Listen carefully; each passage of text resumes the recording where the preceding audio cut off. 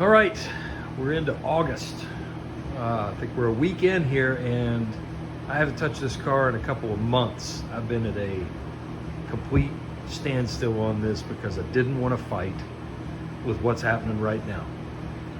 Still don't want to fight with it.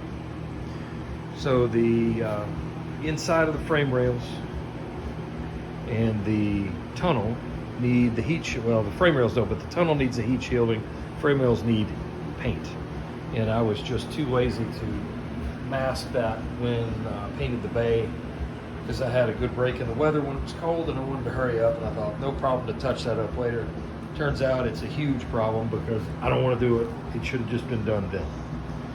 And I'm going to paint it a different color, or I don't know what I'm going to do with that. Right now I'm trying to solve the heat shielding under the car. It did not have good heat shielding. It just had some stick-on stuff like the header wrap all through that tunnel. I got all that off.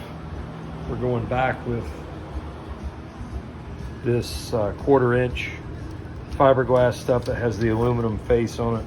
They say this is extremely effective. Don't know. I know that it's extremely pain in the ass to deal with, but I haven't really even got to cutting that stuff yet. I got that much, and then I got another little box right there. But this car has sat like this for solidly 2 months, maybe 3, because I just don't want to go under there. I just don't want to be under there. I just don't want to do it. But I had to get the old stuff out, and then I had to degrease the bottom of the car because it had the Ford engine in it, and it leaked on everything. The whole thing was just awful, just a huge mess. I'll go down there, show you how tight that is. Oh. Anyway, this is all grease-free now.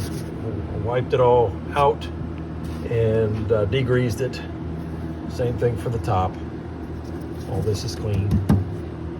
The problem I've got now is where the T5 shifter is located. You can see how far forward that is versus the Miata original shifter.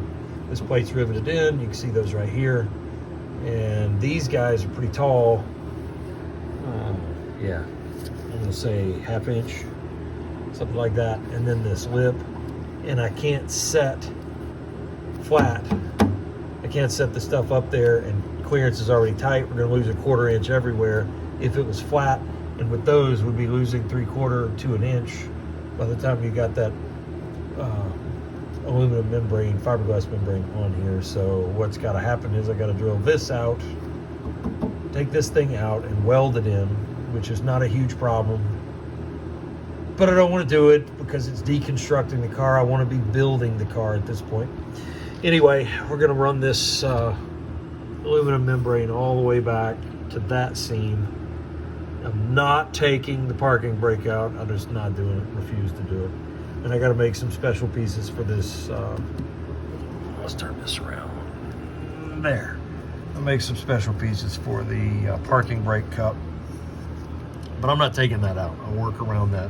One good piece up here, one good piece along here, and one good piece over here.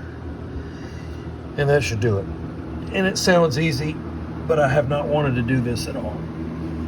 And so I'll touch this up later with a picture of the finished product, and it'll just have to do.